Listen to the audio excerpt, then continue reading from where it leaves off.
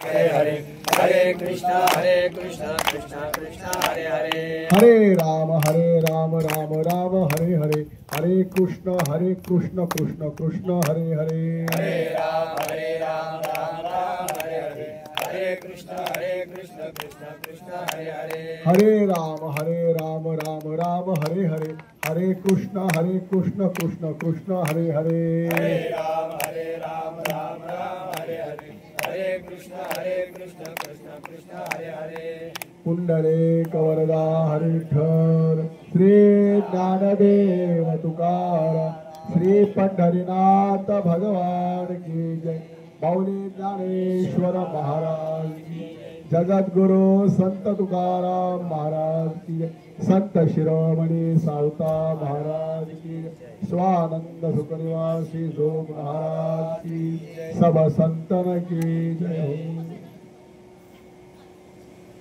देवाची द्वारी उभा क्षणभरी देवाची द्वारी उभा क्षणभरी तेने मुक्तीचारी साधिल्या हरिमुखे म्हणा पुण्याची गणना कोण करी असोनी संसारी जीवे वेगू करी वेदशास्त्र उभारे बाह्या सदा हरिमुखे म्हणा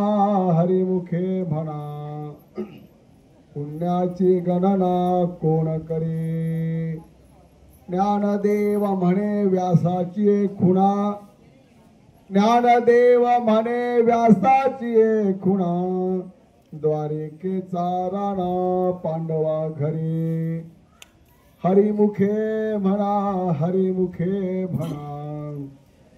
पुण्याची गणना कोण करे महायोग पीठे तटे भीमरथ्या वरम पुंडलिकाय दातु मुनींद्र तमागत्यतिष्ठं तमानन्दकन्दं परब्रह्मलिंगं भजे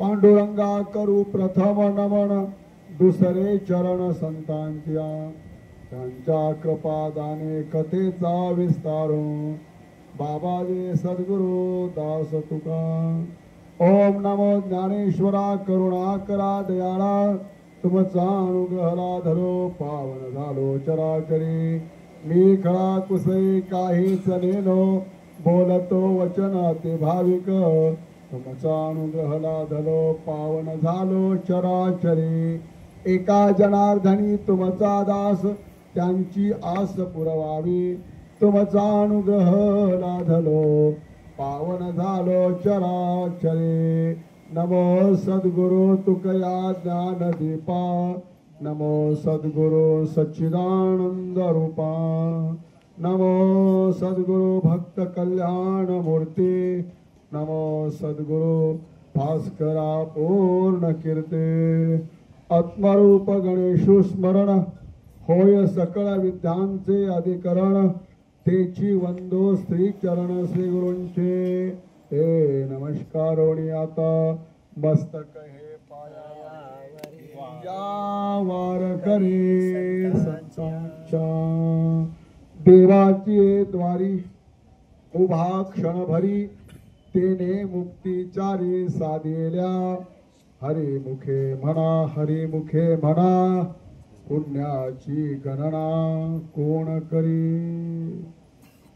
प्रस्तुत प्रवचन रूपी सेवेकरिता घेतलेला हा जो अभंग आहे हा अभंग मला वाटतं सर्वांच्याच पाठातला आहे आणि सर्वांच्याच परिचयातला आहे माऊली महावैष्णव ज्ञानियांचे राजे योग्यांचे माऊली साधकांचे मायबाप माऊली महावैष्णव श्री ज्ञानोबराय यांच्या हरिपाठ या ग्रंथातील आपण रोज नित्य नेमाने हा अभंग रोज म्हणतो आणि हरिपाठातील हा पहिला अभंग सेवेकरता घेतला. आता आपण हरिपाठ केला आणि म्हणून असं वाटलं की हरिपाठ या विषयावरच हरिपाठावरती अभंगावरती थोडंसं बोलावं. माऊली महावैष्णव ज्ञानोबरायांचा हा अभंग आहे. प्रवचन रूपीला सेवेला सुरुवात करण्यापूर्वी थोडासा परिहार द्यायचा, म्हणजे तो असा, मी परिहारामध्ये जास्त वेळ घालवणार नाही, कारण सर्व दिंडी ओम शिवदत्त दिंडी पिंपरीगाव काळेवाडी चांदखेड परिसर हा केवळ आणि इतरही परिसरातून आलेले जे भाविक आहेत ते केवळ दिंडी म्हणून नाही तर आपला एक परिवार आहे आणि सर्वच एका परिवारामधले असल्यामुळे दिंडीचे संयोजक, दिंडीतील भाविक माता भगिनी यांनाही महाराजांचा परिचय आणि महाराजांचाही म्हणजे मलाही आपला चांगला परिचय. सर्वांच्या चरणी प्रथमतः मी दंडवत यासाठी की काही व्यक्तिगत कारणास्तव थोडासा उशीर झाला यावर्षी, त्याबद्दल दंडवत. आपण क्षमा असावी म्हणण्यापेक्षा क्षमा केली म्हणूनच या ठिकाणी बसू शकलो. असो, आपल्या सर्वांच्या चरणी सेवेला सुरुवात करण्यापूर्वी दंडवत करून सेवेला या ठिकाणी सुरुवात करतो. माऊली महावैष्णव श्री ज्ञानोबराय यांनी हरिपाठ हा जो ग्रंथ निर्माण केला तो मोठ्या दयार्द अंतःकरणाने या ठिकाणी निर्माण केला. हरिपाठ ही आपली वारकऱ्यांची संध्या आहे. भाविकांनो, चांगला ऐका. मी तर असं म्हणेल की थोडं ऐकून त्या ऐकण्याचा आपल्या आचरणामध्ये जर उपयोग झाला तर मला वाटतं आपलं दिंडीला वारीला येणं सार्थक होणार आहे. मला खात्री आहे की आपण सगळेच हरिपाठ रोज नित्यनेमाने करत असाल, परंतु जर कदाचित कोणी करत नसेल तर त्यांना या ठिकाणी माझी प्रार्थना आहे की आपण वारकरी आहोत आणि वारकऱ्यांची हरिपाठ ही संध्या असल्यामुळे आपण दिंडीमध्ये असो अथवा घरी असो हरिपाठ हा आपण नित्यनेमाने करायलाच पाहिजे. सकाळी करा, संध्याकाळी, परंतु करणं गरजेचं आहे हे मात्र नक्की आहे. भाविकांनो, माऊली महावैष्णव ज्ञानोबरायांनी हरिपाठ निर्माण करण्याच्या आधी, हरिपाठ ग्रंथ लिहिण्याच्या आधी इतर ग्रंथही लिहिले, इतर ग्रंथही निर्माण केले. परंतु ज्ञानोबरायांच्या अंतःकरणामध्ये ही एक तळमळ वाटू लागली की आपण जे ग्रंथ इतर तयार केलेले आहेत ते त्याचे अधिकारी जे आहेत ते वेगळे आहेत. जसं पहा, ज्ञानोबरायांनी महावैष्णव ज्ञानोबरायांनी ज्ञानेश्वरी लिहिली, ज्ञानेश्वरी निर्माण केली, परंतु ज्ञानेश्वरीचा अधिकारी तसं जर पाहिलं तर इंद्रियांना जो चोरून इकडे प्रवृत्त होतो त्याला जास्त त्याबद्दल माहिती होते. माऊली स्वतःच म्हणतात, अहो अर्जुनाचे पांती जे परिसनया योग्य होती तेही कृपा करुणी संती अवधान द्यावे. माऊली म्हणतात की तुम्ही फार जण माझं व्याख्यान ऐकण्यासाठी उपस्थित आहात, परंतु अर्जुनाच्या योग्यतेचे जे आहेत त्यांनी माझ्या बोलण्याकडे जरा जास्त लक्ष द्यावं. माऊलींनी विचार केला की ज्ञानोबरायांनी की ज्ञानेश्वरी निर्माण केली, परंतु त्याचा सर्वसामान्यांना कितपत उपयोग होईल, म्हणून माऊलींनी ज्ञानेश्वरी नंतर अमृत अनुभव लिहिला. अमृत अनुभवाच्या बाबतीत माऊली म्हणतात की ज्ञानदेव हे श्रीमंत, हे अनुभव हे अमृत.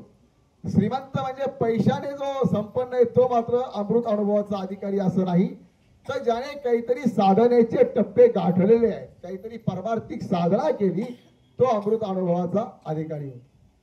नंतर माऊलींनी चांगदेव 65 निर्माण केली.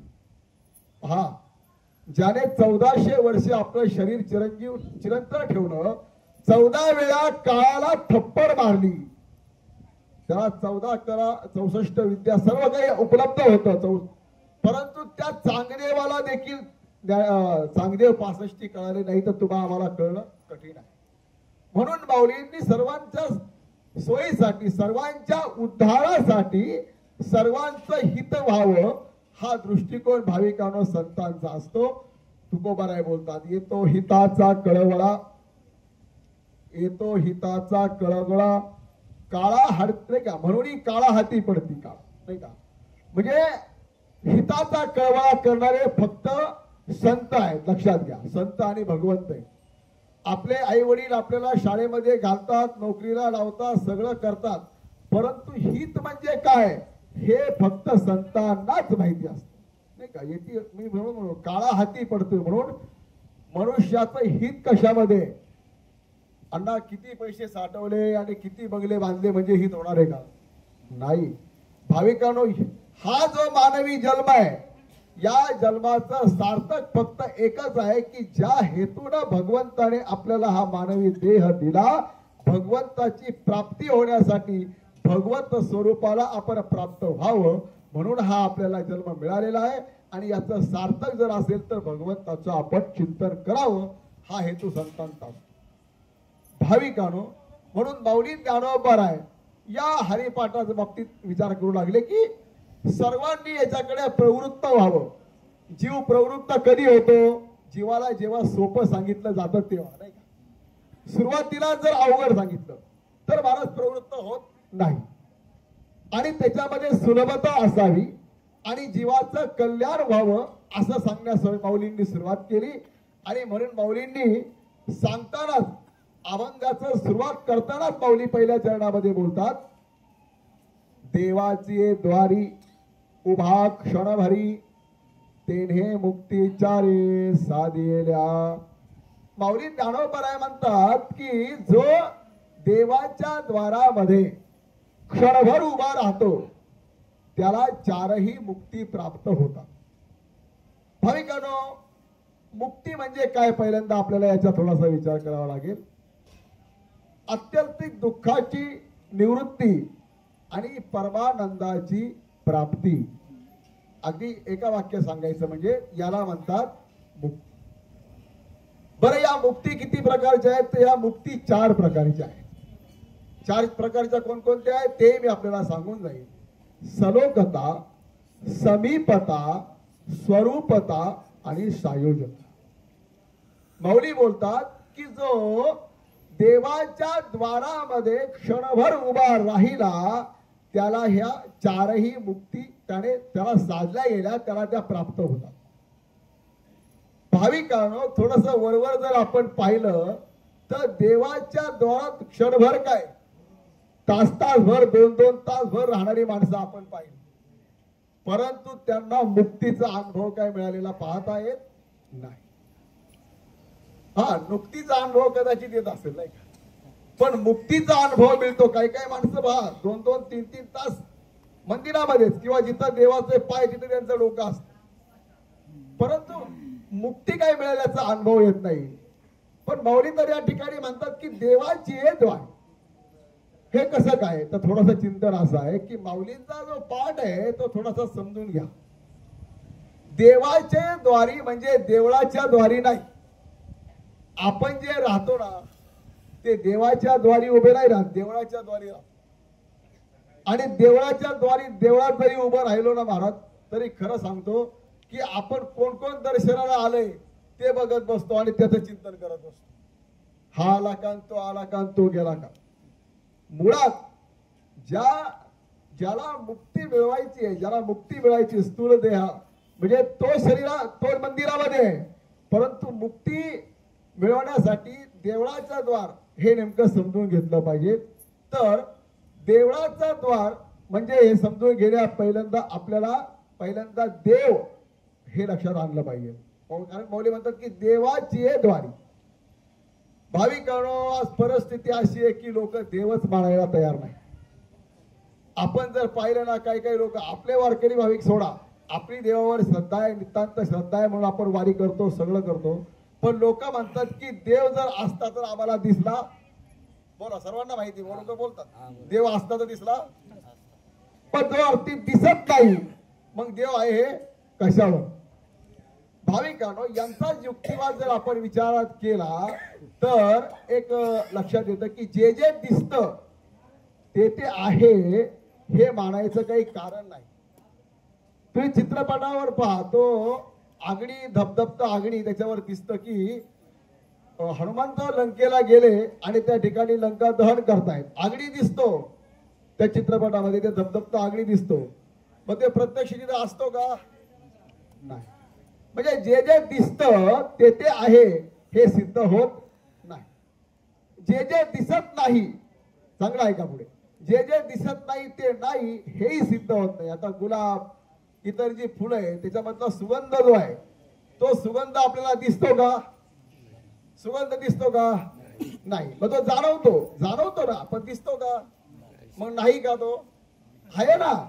हा, मग दिसत नाही म्हणून नाही हेही जाणवत. म्हणजे लोक जे म्हणतात की दिसत नाही म्हणून तो नाही, तर हे असं होत नाही. जे जे दिसतं ते ते आहे हेही सिद्ध होत नाही, आणि जे दिसत नाही ते नाही हेही सिद्ध होत नाही. मृगजळ आपल्याला दिसतं परंतु ते असतं का? म्हणजे असं नाही. भाविकांनो, एक वकील साहेब होते. एक छोटंसं उदाहरण द्यायचं म्हणजे, आपले वकील साहेब हे आपले वारकऱ्यांची सेवा करतात. आपले वकील साहेब नाही बरं का, दुसरे वकील साहेब होते. ते त्यांची देवावरती अजिबात काही श्रद्धा विद्धा अशी काही नव्हती. ते म्हणायचे नाही देव असं काही नाहीये म्हणायचे. पण त्यांचा जो मुलगा होता ना, तो मुलगा मात्र एकदम पारमार्थिक होता. त्याची श्रद्धा भगवंतावरती होती, आणि त्याला सारखं वाटायचं की आपल्या वडिलांचं मन परिवर्तन झालं पाहिजे, आपल्या वडिलांनी देवाला मानलं पाहिजे, देवाची साधना घडली पाहिजे. म्हणून एक दिवशी तो काय करतो, आपल्या खोलीमध्ये जिथे वडील आल्यानंतर विश्रांतीला पहिल्यांदा आल्यानंतर जिथे जातात, तिथे एक सुंदर असं चांगल्या प्रकारचं भगवान श्रीकृष्णाचं चित्र तो तयार करतो बरं का बाबा. एक चांगल्या प्रकारचं आकर्षक, म्हणजे ज्याला पाहिल्यानंतरच असं माणसाला वाटेल अरे कोणी निर्माण केले, असं मस्तपैकी मनमोहक असं भगवान श्रीकृष्णाचं चित्र तो मुलगा काढतो. आणि फुटपट्टी, पेन्सिल किंवा जे रंगविंग जे आहे सगळं जे साहित्य असतं चित्र काढायचं ते अस्तव्यस्त असं करून ठेवतो, सगळीकडे पसरून ठेवतो. आणि वडील आल्यानंतर वडील घरामध्ये जातात, आणि घरामध्ये गेल्यानंतर म्हणजे प्रकाश यावा, लाईट लावावी म्हणून बटन दाबतात, तर लख असा प्रकाश पडतो, आकर्षक असं मनमोहक चित्र ते पाहतात भगवान श्रीकृष्णाचं. त्याचं मन अतिशय भरून जातं. अरे वा, काय चित्र आहे, काय गोड आहे, कुणी काढलं. एक सांगू का, जेव्हा माणूस चांगलं काहीतरी पाहतो ना, तेव्हा त्याला त्याच्या कर्त्याची शोध घेण्याची आवश्यकता वाटते. आणि मग ते विचारतात की कुणी काढलं असावं. ते मुलाला हाक मारतात, बाळू येतो. बाळू आला म्हणजे वाटच पाहत असतो तो, आणि विचारतात की अरे हे सुंदर असं प्रकारचं चित्र कोणी निर्माण केलं? तेव्हा बाळू म्हणतो, बाबा कोणी कशाला निर्माण केलंय? हे फुटपट्टी, पेन्सिल हे आपोआप यांनी आराखडा तयार केला असेल, आणि हे जे रंग आहेत इकडले बसलेले म्हणजे सगळं अस्तव्यस्त, हे आपोआप उठून त्या ठिकाणी भिंतीवर लागले असतील. तेव्हा वडील चिडतात. चांगलं आहे का मला सांगायचं ते, अरे असं होईल कसं काय, हे आपोआप लागतील कसं काय, हे असं होणार नाही. मग मुलगा म्हणतो, म्हणजे तुम्हाला काय म्हणायचंय? वडील म्हणतात की मला असं म्हणायचं की हे कोणाच्या तरी बुद्धीचं कौशल्य आहे.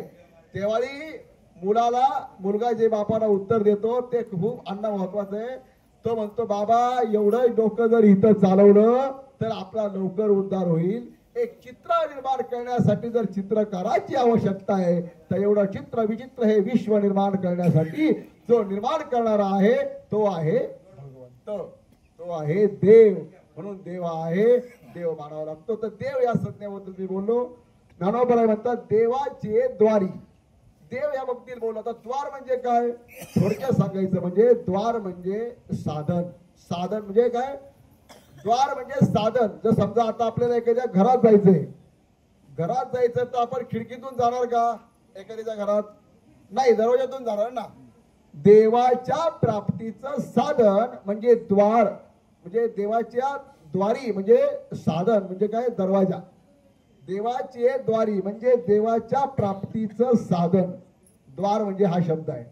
उभा, पावले म्हणतात देवाचे द्वारी उभा. आता उभा म्हणजे काय? तर तत्पर असणं. जो तत्पर आहे, जो उभा आहे तो तत्पर असतो. पा झोपलेला जो असतो ना तो तत्पर नसतो. झोपलेलं सोंग घेणारा तर अजिबात नसतो. पण जो उभा आहे तो तत्काली काय असतो? तत्पर असतो. म्हणजे तो कार्य करण्यासाठी तत्पर झालेला असतो. आपला आराध्य दैवत, ज्या दैवताची आपण आता वारी करतो आहे, पांडुरंगाच्या वारीला आपण चाललेलो आहे, तो आपल्या सर्वांच्या उद्धारासाठी तत्पर आहे. म्हणून अण्णा प्रमाणे पहा, भाविकासाठी उभा, भाविकासाठी विठो कैवल्याचा गाभा उभा, भाविकासाठी. भगवंत आपल्या उद्धारासाठी तत्पर आहे. आपण मला वाटतं पहिल्यांदा म्हणतो सुद्धा मंगल चरणामध्ये, सुंदर ते ध्यान उभे विठेवरी. म्हणजे जो उभा आहे तो तत्पर आहे. म्हणून देवाचे द्वारी म्हणजे देवाच्या प्राप्तीच्या साधनामध्ये उभा म्हणजे तत्पर राहा. आणि क्षणभरी, आता माऊलींनी क्षणभर म्हटलं इथं, उभा क्षणभरी. तर क्षणभर म्हणजे क्षणभराने काम होणार आहे का? नाही. परंतु जर माऊलींनी विचार केला की जर असं म्हणलं की कायमस्वरूपी हे करा, तर लोक इकडे प्रवृत्त होणार नाही. म्हणून क्षणभर, सुरुवातीला क्षणभर तर या, एकदा क्षणभर आलात आणि मग इकडली गोडी लागली की मनुष्य मग इकडं प्रवृत्त होतो. आणि दुसरा एक अर्थ आहे भाविकांनो, की आत्ताचा जो क्षण आहे तो आपल्या हातामध्ये आहे, पुढचा क्षण आपल्या हातामध्ये नसतो. आणि म्हणून माऊली म्हणतात की आत्ता जो क्षण आहे त्या क्षणामध्ये या तर तुम्ही. म्हणून देवाची द्वारी उभा क्षणभरी म्हणजे देवाच्या प्राप्तीच्या साधनेमध्ये उभं राहा. आणि क्षणभर म्हणजे कायमस्वरूपीच माऊलींना म्हणायचंय. कारण शेवटच्या अभंगामध्ये माऊलींनी म्हटलेलं आहे, सर्व सुख गोडी रिकामा अर्ध घडी. मग क्षणभरच म्हणायचं असतं तर इथं अर्ध घडी राहू नको रिकामा का म्हटलं, तर कायमस्वरूपीच राहा असं म्हणायचंय. परंतु आपल्याला, तुम्ही आम्ही जीव परमार्थाकडे लवकर प्रवृत्त होत नाही आणि माऊलींना आपल्याला तिकडे वळवायचंय. म्हणून माऊली म्हणतात, देवाची द्वारी उभा क्षणभरी तेने मुक्ती चारे साधेल्या.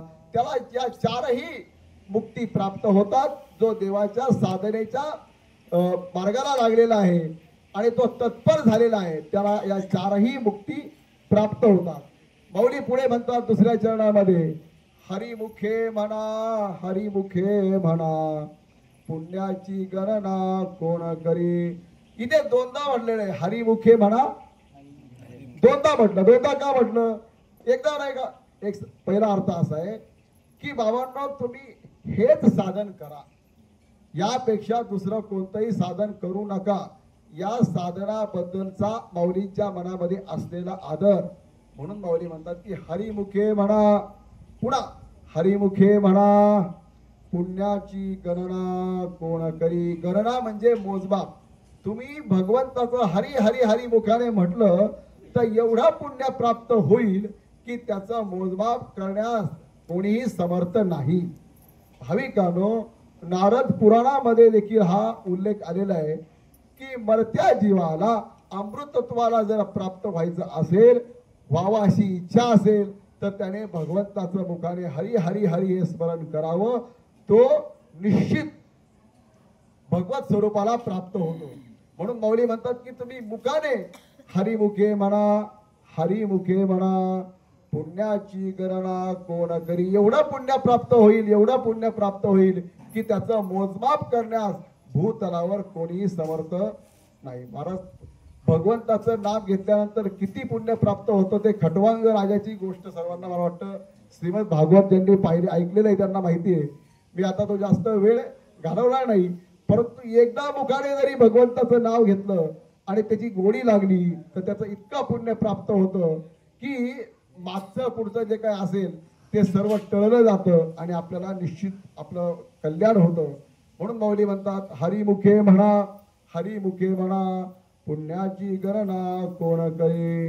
पण माऊली तुम्ही हे सांगता, पहिल्या चरणामध्ये सांगितलं की त्याला चारही मुक्ती प्राप्त होतील. आता दुसऱ्या चरणामध्ये तुम्ही सांगता की पुण्य प्राप्त होईल.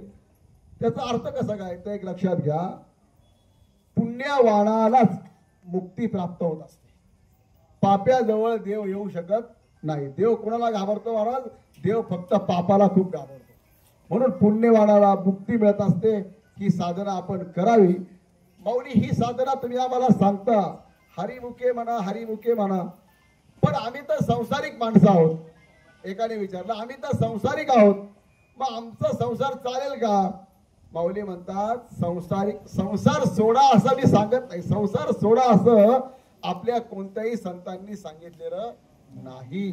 माऊली तर म्हणतात की अवघाची संसार सुखाचा संसार सोडायला सांगितलेला आहे. फक्त संसारामध्ये आपण कसं असावं, म्हणजे संसार करावा, आपण संसार करावा पण संसार आपल्यात नको. आपण संसार करावा पण संसार आपल्यात नको. मला सांगा, ही टोपी आहे, टोपी कशासाठी आहे? डोक्यात घालण्यासाठी ना. पण हे डोकं कशासाठी आहे? कुणी म्हणेल टोपीसाठी.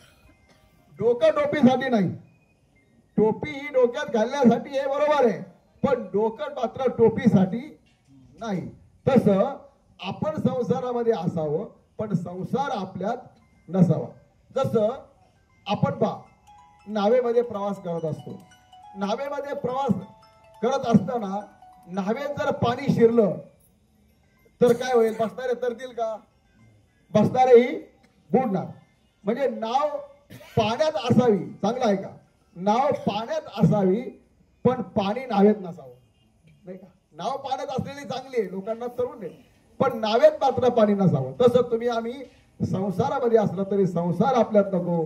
ज्ञानोबा बोलतात, माऊली बोलतात, असोनी संसारी जीवे वे घुकरी. तू संसारामध्ये असू दे ना, पण सतत जीवेने नामचिंतनाचा वेग कर.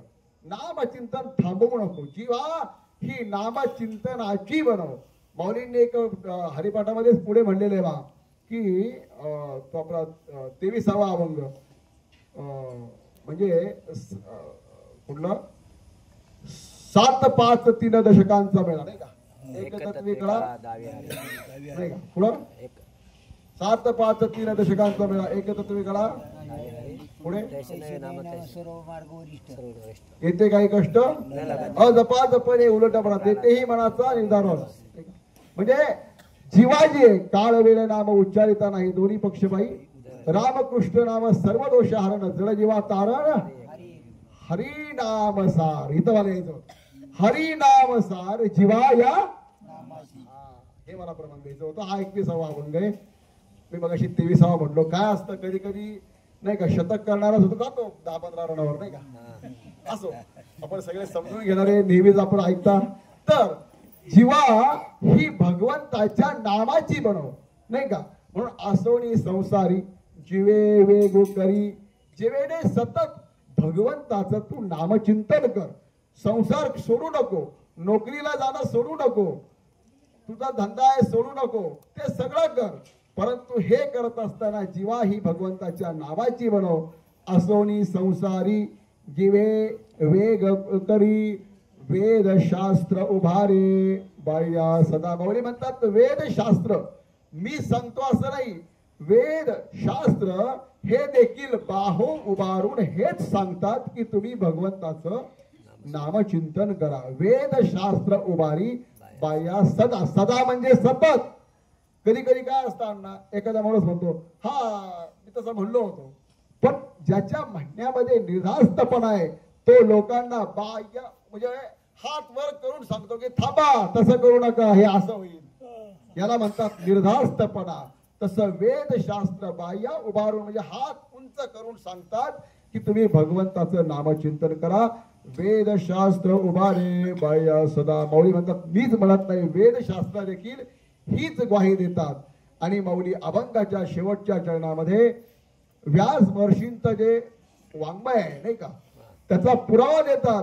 व्यास महर्षींनी ज्यांचा उल्लेख केलेला आहे त्यांचा पुरावा देऊन माऊली म्हणतात ज्ञानदेव म्हणे व्यासाची खुणा द्वारिकेचा राणा पांडवा घरी.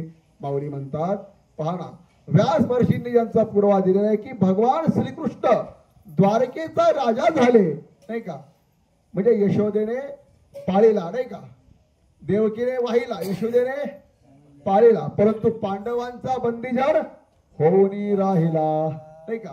म्हणजे द्वारकेचे राजे झाले, सगळं केलं, परंतु ते भगवंत कुठे राहिले तर पांडवांच्या घरी राहिले. घरी राहिले म्हणजे काय तर ते पांडव देखील काय करत होते, पहाते पांडव अखंड वनवासी परित्या देवासी आठविते. सतत भगवंताचं नामचिंतन करायचे.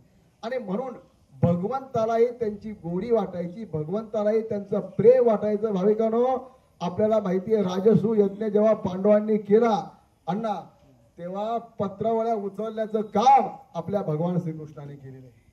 ही सेवा भक्ताची भगवंत करतो, त्यासाठी भक्तही तेवढा तयार असावा लागतो. हे मात्र नक्की खरंय.